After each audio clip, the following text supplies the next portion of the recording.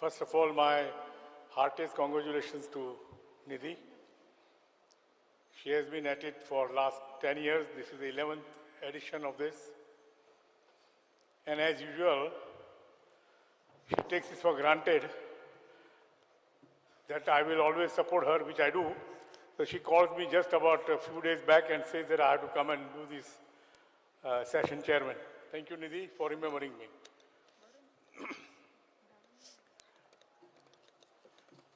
You know, I've been going through this agenda and speakers, profiles, everything. I'm a machinery man. All the other people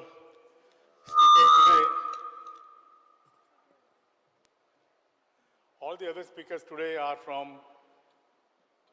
consumer industry or the polymer production. But as Mahendra bhai said, he is a machinery man. I have to admit that I am a dudhwala. And you start your day with milk, and I'm happy to be here today sharing the story of Amul and this very important topic which has been given to me of how Amul Doodh Pita Hai India can become a global brand opportunity. The story of Amul is known to all of us as Indians. We started 80 years back with just 2 village cooperative societies and 250 liters of milk. And from that day, today Amul brand turnover has crossed 1 lakh crore rupees. And it's the journey of 36 lakh farmer families of Gujarat, spread across 18,600 villages, collecting more than 350 lakh liters of milk every day and converting it into a variety of products which meet the taste and nutritional requirements of the country, 50 countries around the world. And through the efforts of selling a product like milk into a multiple range of products, and more importantly, the trust and faith in the cooperative model has made it the world's #1 cooperative as per the International Cooperative Alliance across all categories of cooperatives around the world.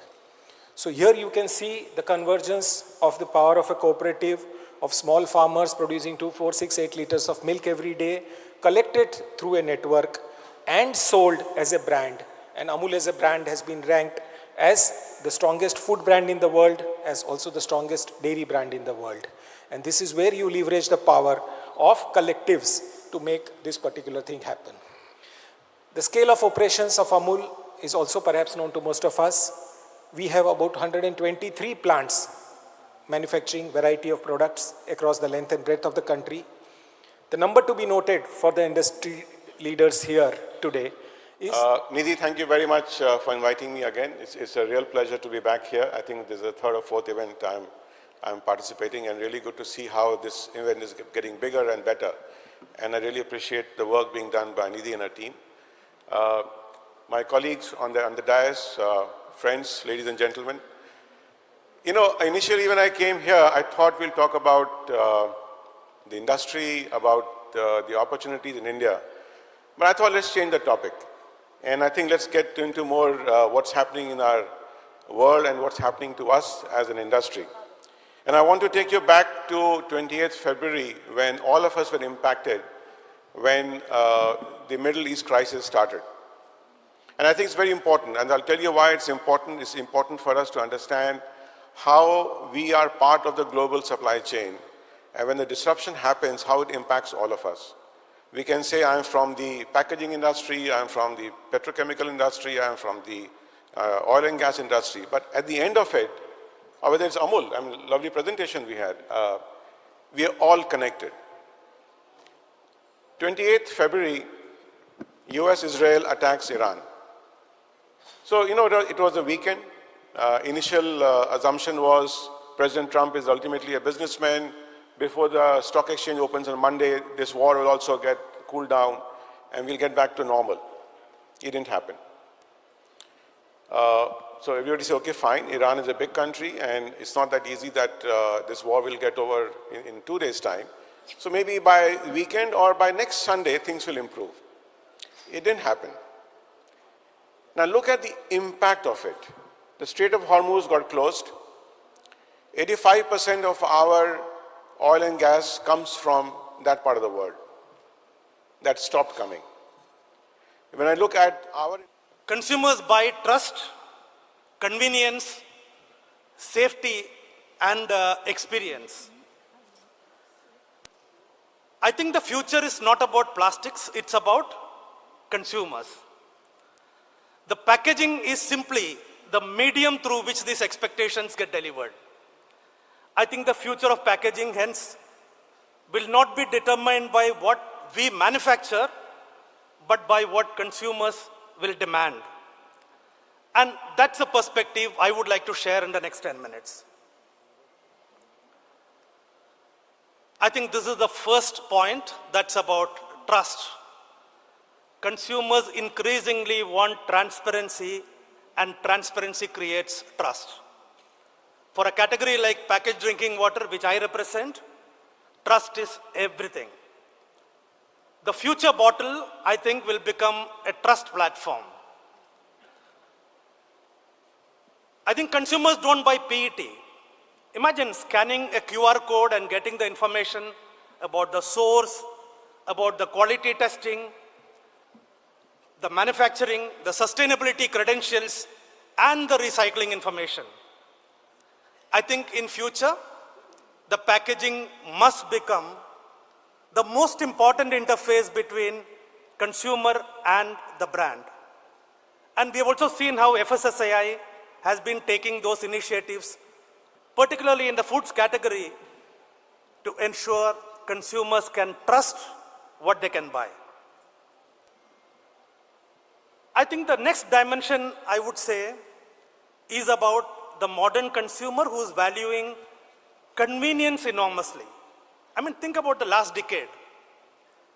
Food arrives in minutes, grocery arrives in minutes, entertainment arrives. Ms. Nidhi Verma for inviting me again to this conference.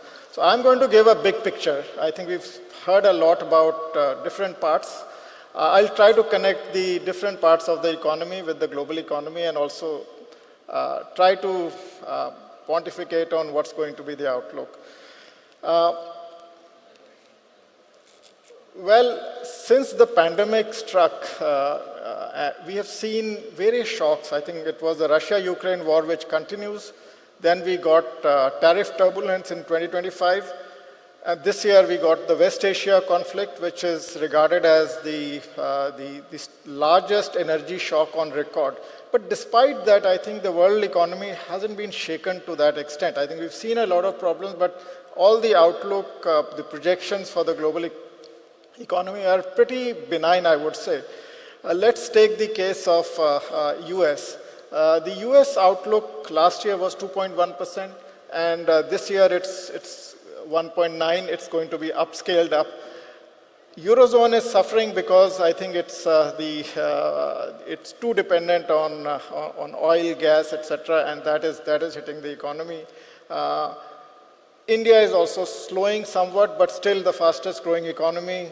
China is also expected to slow to 4.4% from 5% in 25. So there is a general downward drift. So when this year started, I think we had two big tailwinds. One of the tailwinds was low oil prices. The oil was at something like 67 before the beginning of the year. The second tailwind was very easy financial conditions in the sense that nobody was talking about rate hikes, etc. Both the tailwinds are off the table now. There's only one tailwind left, which is a pretty mega tailwind, which is the AI. And the US growth is large. So, thank you. So, distinguished speakers on the dais, industry colleagues and innovators present in the gathering, namaskar. And first of all, I would like to thank the organizers, Ms. Nidhi Verma, for inviting me and giving me opportunity to actually speak and be here for the whole day. I'm here, so this is the first time I have come for this summit, so I'll be looking forward for having more insights, interacting with the industry leaders, and having more understanding on the challenges that are being faced. So thank you, and congratulations for organizing the 11th summit. I wish you the best for the coming 2 days. So coming back to the industry, when we talk about the plastic industry, we say we are thermoplastics, so we are agile, the industry is agile, it can adapt to all the challenges and changes that are happening around us. It has been happening in all the decades that has gone so far since the invention of the plastic. And we have seen this in the sustained growth of the plastic industry. So we are in India, market size is about more than approximately 6 lakh crore of plastics, finished goods. So, and the growth is almost above 8%. Most of the years it has remained. So industry is agile, strong, growing. So when we look deeper into the industry sides, so if we look towards the imports, we have seen almost 60,000 crores of imports are coming into India. And if we look at exports, a little more than that, we are exporting. So overall, India as whole, if we talk about finished plastic goods, we are net exporter of the finished goods. But the things are changing. I would like to... Places on the dais, and starting with Mr. Behvav Tandon, Vice President and Head Packaging, R&D, Reliance Consumers Products, Graham Wood, VP R&D, RSP, Amcor Global, Shri Vagesh